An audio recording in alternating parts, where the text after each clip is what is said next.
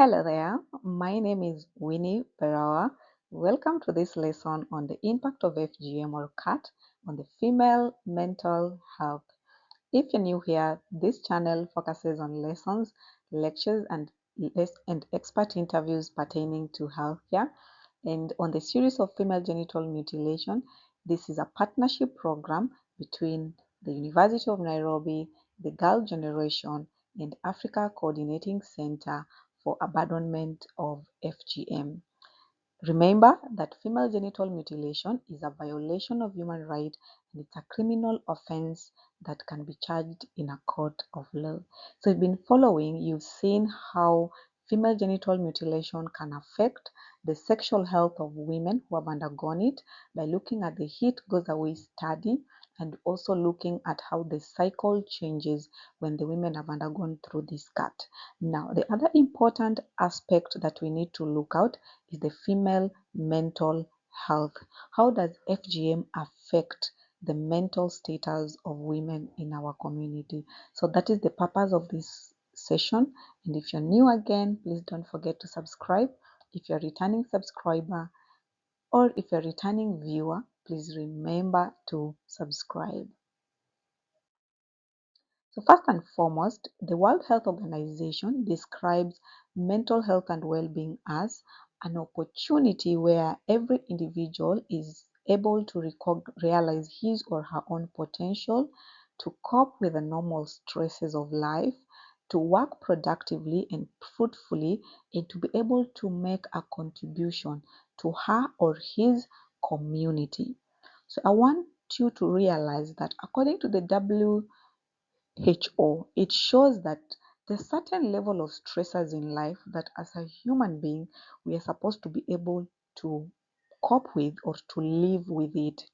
However, in some instances, when these normal stressors become overwhelming, then our mental health can become or can be affected. So that's why we are saying, according to the definition, that mental health and well-being is a status where an individual is able to realize their own potential, to cope with the normal stressors of life, and to work productively and fruitfully to make a contribution to his or her community. So in an event where we see that the person is not able to cope with these normal stresses, the person is not able to be productive, and the person is not able to make a contribution in their community, then we can start describing that this person, or specifically in this case, the woman, is having a breakdown in their mental status. So keeping up, female genital cut is being related or is being explained that it can affect women in such a case that more women are likely to develop psychological disorders after undergoing through FGM. Some of these psychological disorders that have been reported in among women is the post-traumatic stress disorders. Some women present with anxiety. Other women present with somatization, phobias, and low self-esteem compared to women who have not undergone FGM. So reports show that women who have undergone FGM are more likely to develop psychological disorders compared to those without the cut. In some women, there's a report of presence of memory problem, some showing memory loss or inability to remember events of their life.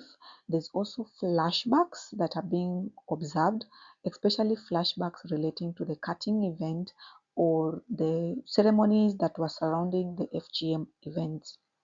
In some women, there's presence of depression. So you can see the trade of disorders or mental disorders that women who have undergone FGM are experiencing.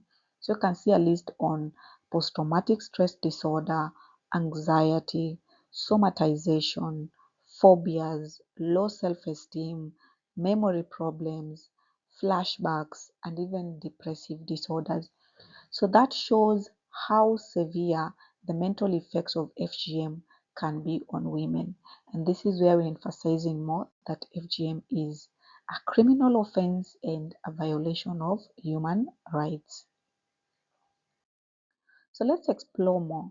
What are some of these effects that we can see on short term and what are some of these effects that are long term.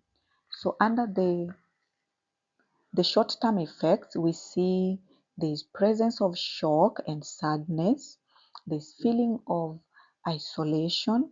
Some women feel anxious and also presence of depression. So the short-term effects are relating to trauma that has stemmed from both the mutilation of the cat itself, as well as women having to recount the experience to others. So these effects come stronger because of the memory of how the whole activity happened. And when we listen to the women experience or tell their experiences, you can see the face of some of them, the face of shame, the feeling of being discriminated, or the feeling of so much pain relating to the encounters that they went through during the cat. So these are some of the short-term effects. But remember, if no interventions are brought on time, then there are long-term effects that later will be manifested among the women. And part of these are the post-traumatic stress disorders.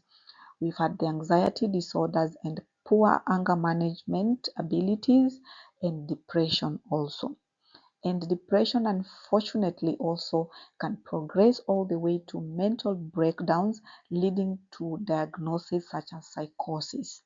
So, when doctors are said to react with shock or disgust when discovering a woman FGM or CAT, women can feel afraid, embarrassed, and stressed. So this tells us how the environment where the women are living in can even also worsen their mental status, or it can stimulate more reaction from these women when it comes to mental effects.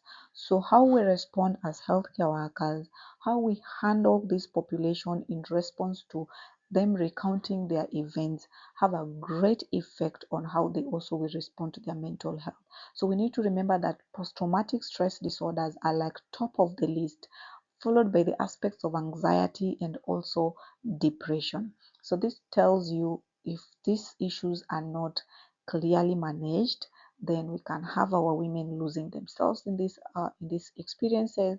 And in some cases, we have mentioned that they can break down all the way to the level of psychotic disorders, which are not really good status that we wish our women to go into, but it means we need to take interventions early enough and protect our women in the communities. So lastly, someone may ask, so if women are the ones undergoing FGM, do men also suffer from this? So when we look at the main sexual complications associated with FGM, most of the time is because of the mental influence that the FGM has on them, and then this ends up being duplicated during their sexual experiences. So for men, there's a cut across effect. So we can talk about a dual effect for the man because there's both a sexual effect and a mental effect. So the mental status of the man ends up affecting their sexual performance.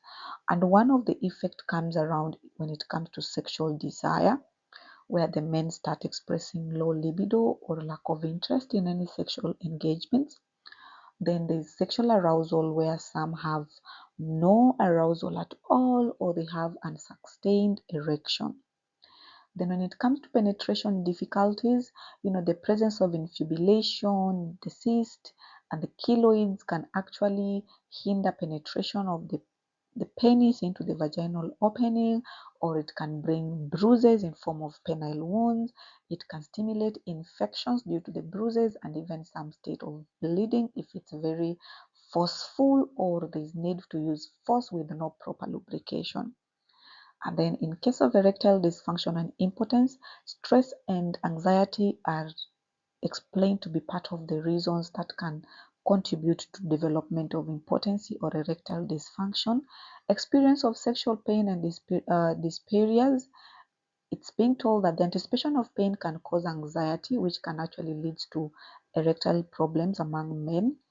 But some men can experience delayed or retarded ejaculation or absence of orgasm following the normal sexual excitement phase. In generally, the complications among men leads to now where to talk about the sexual problems and the interrelationship problem between them and their women or between them and their partners. So thank you for staying all the way to the end. Please remember to like our video, leave a comment, share and subscribe. But I will always remind you, please remember that female genital mutilation is a violation of human rights and we should all work together to end FGM in our community. And if you want to follow more on our lessons and videos around ending FGM or the movement that works towards ending FGM, please check through our playlist on the End FGM in partnership with ACAF, or refer into a detailed series pertaining to gender and sexuality, where we have incorporated more lessons pertaining to gender and its various components. Thank you and see you in our next lessons. Bye bye.